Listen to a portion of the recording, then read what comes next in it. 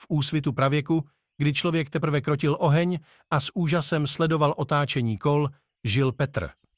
Pračlověk s nekonečnou touhou po poznání, hnaný neutuchající zvědavostí. Měření mu dělalo potíže, tehdejší nepřesné a primitivní nástroje jako pravítko a kružidlo mu neumožňovaly dosáhnout kýžené přesnosti. Jednoho dne se z nebe snese zázrak. Bohové, vnímající Petrovu snahu a oddanost poznání, mu seslali dar Bildzeit Ergen, revoluční nástroj, který navždy změní jeho vnímání světa. S úžasem a bázní Petr devastuje již nepotřebné nástroje, vědom si, že s tímto revolučním zařízením je už nikdy nebude znova potřebovat.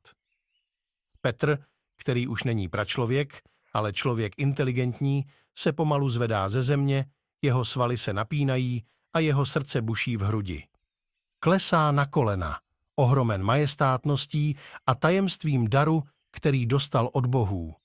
Evoluci nelze zastavit, buďte jako Petr, novým inteligentním člověkem.